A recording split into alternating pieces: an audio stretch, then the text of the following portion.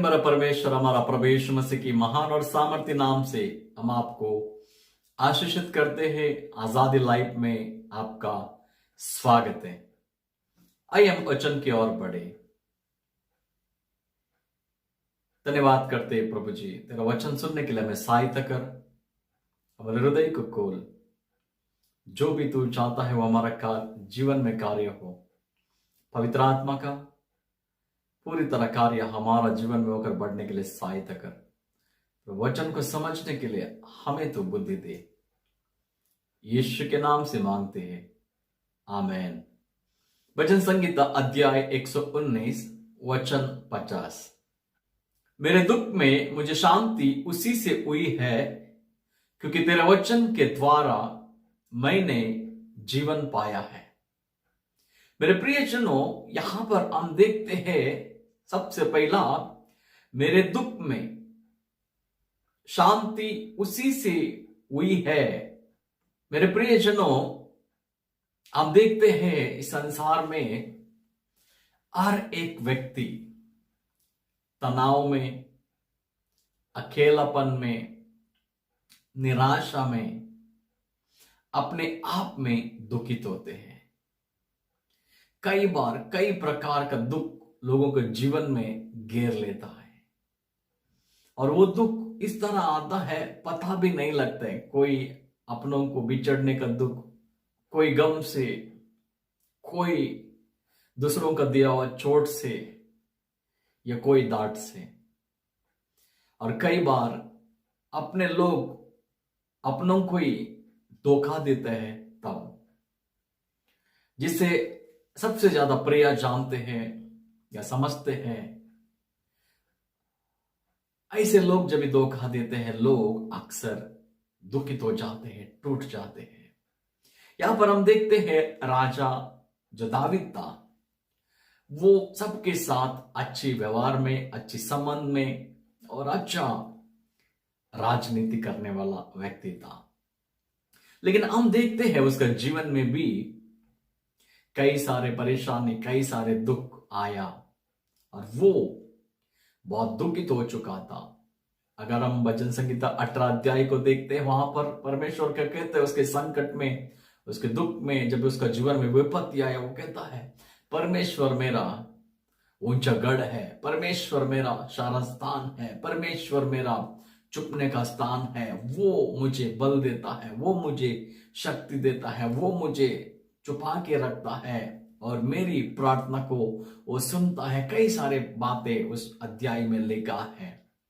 यहां तक ये भी कहता है, मेरी अंधकार में दीपक को जलाने वाला परमेश्वर तू है। मतलब क्या कहता है, वो मुझे शांति उसी से हुई है, क्योंकि तेरा वचन के द्वारा मैंने जीवन पाया है। वो जो शांति परमेश्वर के ओर से मिलता है, मानो मैं आपको बताना चाहता हूं मेरे प्रियजनों, मैं भी अपने जीवन में एक बार बहुत दुखित था, निराशा था। मैं उस समय अपना जीवन को दुख के कारण, चिंता के कारण पूरी तरह खत्म करना चाहता था। और वो घड़ी में मुझे कुछ भी समझ में नहीं आ रहा था, मैं क्या करूं। ये 2007 की मैं बात कर रहा हूं मेरे प्रियजनों। 2007 में मेरे जीवन में ऐसा कोई बड़ी विपत्ति आई थी, जो संकट आई थी, जिसके वजह से मैं अपने आप को इनकार कर रहा था उस दुख के मारे। लेकिन उस समय मेरे पास एक वचन आया, मैं तुझे अनाथ नहीं छोड़ूंगा, मैं तेरे पास आऊंगा। देखिए, जब वो वचन को मैंने पाया, मैं मरने वाला था कुछ ही मिनट के बाद, लेकिन वो वचन के कारण मैं आज जीवितों का भूमि में जीवित हूं। यहां पर राजा दावीद भी कहता है, तेरा वचन के द्वारा मैंने जीवन को पाया हूं। आज आपका जीवन में भी प्रभु यीशु मसीह कार्य करेगा। मेरे प्रियजन, मैं आपको बताना चाहता हूं, उस समय जब सब कुछ मेरा बिछड़ गया था, मेरा बिजनेस और मेरा व्यवसाय, मेरा फैमिली में कई सारी समस्या थी। उस समय फैमिली मतलब घर के अंदर जो कई सारी चीजें थी, समस्या, सब कुछ बिछड़ने के वजह से मैं बहुत दुखित हो चुका था, बड़ी संकट में था। लेकिन उस घड़ी प्रभु का वचन मुझे ताकत दिया, मुझे हिम्मत दिया। वो वचन ने एक नया बल मुझे दिया। चाहे कोई तेरा साथ रहे या नहीं रहे, मैं तेरा साथ हूं। मैं तुझे अकेला नहीं छोड़ूंगा, तू मेरे साथ ही रहेगा। मेरे प्रियजनों, ये वचन मेरे अंदर एक नया बल को लेके आया। ये वचन मेरे अंदर एक नई ताकत को लेके आया। ये वचन मेरे अंदर एक पूर्ति को लेके आया। जिस दिन मैं इस वचन को पाया, उस दिन से मेरे प्रियजनों आज तक मैं कभी भी अपने आप को अकेला महसूस नहीं किया, क्योंकि वो वचन मेरे अंदर हर समय उस बात को, उस प्रेरणा को लेके आती है जो परमेश्वर का करीब लेके आने के लिए। ऐसे दुख उसके बाद मैंने कभी महसूस नहीं किया। कई बार मैंने चोट खाया, कई बार टूट गया, कई बार निराशा भी आई, लेकिन उस तरह के दुख मेरे जीवन में कभी नहीं आया। लेकिन मैं आपको बताना चाहता हूं, हो सकता है आप अपने जीवन में बहुत ही कठिन परिस्थिति में होंगे। आप अपने जीवन में तरह तरह का व्याधि की वजह से, या आप संघर्ष करते होंगे कुछ अच्छा करने के लिए, सफलता करने के लिए, लेकिन आपके जीवन में ये सारे चीज नहीं हो रहा होएगा। या हो सकता है आप अपने जीवन का जो गलती आपने किया है, वो गलती से आप बाहर आना चाहते होंगे, लेकिन अपना लोग आपको समझ नहीं पाते होंगे। आप टूट चुके होंगे, आप दुखित हो गए रहेंगे, आपके अंदर बहुत ही निराशा हुआ रहेगा, आपके मन के अंदर बेचैनी होगा।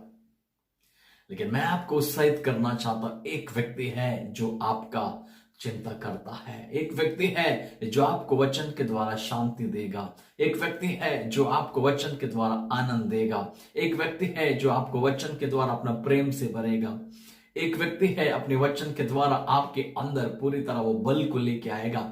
चाहे कोई आपसे भरोसा करे या नहीं करे, लेकिन वो आपसे भरोसा करता है। वो और कोई नहीं है मेरे प्रियजनों, हमारा उद्धार करता, स्वर्ग और धरती के मालिक प्रभु यीशु मसीह है। जो कोई भी उस पर विश्वास करता है, वो कहता है मैं तुम्हें नहीं त्यागूंगा, मैं तुम्हें नहीं टुकराऊंगा, मेरे वचन के द्वारा मैं तुम्हें जीवन दूंगा, मैं तुम्हें सांत्वना दूंगा, मैं तुम्हें बल दूंगा, मैं तुम्हें आनंद दूंगा और एक पुनरुत्थान का सामर्थ्य आपके अंदर डालेगा। मेरे प्रियजनों, कितने लोग अपने दुख के समय उसे पुकारा, लोगों ने जीवन को पाया। बर्तिमाया को देख के वो आंखों को पाया, वो सूबेदार का सेवक को देखो, यीशु ने उसको चंगा किया वचन बेचकर। या जायरस का बेटी को देखो, उसके दुख के समय जो बेटी मर चुकी थी, यीशु ने उसे जिंदा किया। या नाइन गांव का विधवा का बेटा को देखो, जो मर चुका था, यीशु ने उसे जिंदा किया। आप कभी मरे हुए परिस्थिति से यीशु मसीह जीवन को देगा और एक सफलतापूर्वक विश्वास योग्यता से बढ़ने वाला आप व्यक्ति बनोगे। हो सकता है आपका चारों बाजू में आपको समझने वाला कोई नहीं रहेगा, लेकिन एक व्यक्ति है जो आपको समझता है, जो आपका दिल के करीब में रहता है, जो आपको सुनने के लिए हमेशा तैयार है। क्या आप उसका वचन पर विश्वास करते हो? वो परमेश्वर आज भी आपके लिए अपने बाहों को फैलाकर खड़ा है और वो आज भी आपको अपने जीवन में स्वागत करता है। जब आप अपने हृदय उसके लिए खोलते हो, मेरे प्रियजनों, आपके जो दुख है, उस दुख को आनंद में वो बदल देगा, आपको निराशाओं को खुशियों में बदल देगा, आपका जीवन का आ रहा हुआ परिस्थिति को विजय में बदल देगा और आप हमेशा सफलता में बढ़ने वाला व्यक्ति बनोगे। एक ही है सच्चा परमेश्वर जो जीवन देने वाला है, जो सत्य मार्ग और जीवन देने वाला प्रभु यीशु मसीह है। वो आपको और मुझे जीवन देने के लिए आया, उस क्रूस पर आपके लिए और मेरे लिए मरा और वो हमें नया जीवन देना चाहता है, वो नया जीवन दे रहा है। बोलिएगा मेरे पीछे, मेरे दुख में मुझे शांति उसी से हुई है जो मेरा कर्ता यीशु मसीह है। उसके वचन के द्वारा मैंने जीवन पाया है। Hallelujah, hallelujah. मैं आपको एक बात कहना चाहता हूं, आप जिंदगी में कभी भी नकर बातों को मत कीजिएगा, हमेशा सकारात्मक बातों को कहिएगा। वो आपको अपनी शांति देगा और आपके जीवन में एक आनंद को लेकर आएगा। अगर आप दुखित हैं, निराशा में हैं, इस प्रार्थना को आप मेरे पीछे बोलिएगा, प्रभु मैं दुखी हूं, मेरे अंदर आनंद को लेके आइए। मैं निराश हूं, मेरे अंदर प्रभु जी एक नया आशा को लेके आइए। मेरे जीवन में संपूर्ण शांति आपका कार्य करे और मैं आपका मार्गदर्शन में बढ़ने वाला बनूं और मेरी जिंदगी में आपके हाथों में सौंपता हूं। आप संभालिए। अब से आप मेरा प्रभु और उद्धार करता है। यीशु के नाम से ये मांगता हूं, आमेन। आइए हम प्रार्थना करेंगे। प्यारे पिता, मैं धन्यवाद करता हूं प्रभु जी, मेरा दुख में आनंद को लेके आने के लिए, मेरा निराशाओं को निकाल कर प्रभु जी मेरे अंदर नया बल को, नया आनंद को डालने के लिए। प्रभु इस समय जो भी मेरे अंदर टूटेपन है, जो भी टूटे लोग हैं प्रभु जी, जो निराशा में है, दर्द में है, पीड़ा में है प्रभु जी, संकट में है, कोई उन्हें समझता नहीं है, उनका दुख को कोई भी प्रभु समझ नहीं पा रहे, उनके अंदर प्रभु जी कोई आशा देने वाला नहीं है, ऐसे लोगों को इस समय तो छू ले प्रभु जी। जो भी व्यक्ति प्रभु जी तेरे और अपनी आंखों को लगा रहे हैं प्रभु, उनका संपूर्ण रीति से प्रार्थना को सुनकर तो उत्तर दे, उनमें तेरी आशाओं को भर दे और तेरा भलाई उनका जीवन में बधाई से होने के लिए हम प्रार्थना करते हैं। जितने भी प्रभु जी मैरिज में जो लोग टूटे हैं, अपने जीवन में प्रभु जी निराशा है, कड़वाहट है, उनमें तो आनंद को भर, शांति को भर, फिर से एक अच्छी जिंदगी जीने वाला बने। यीशु मसीह के नाम से ये प्रार्थना करता हूं, आमेन।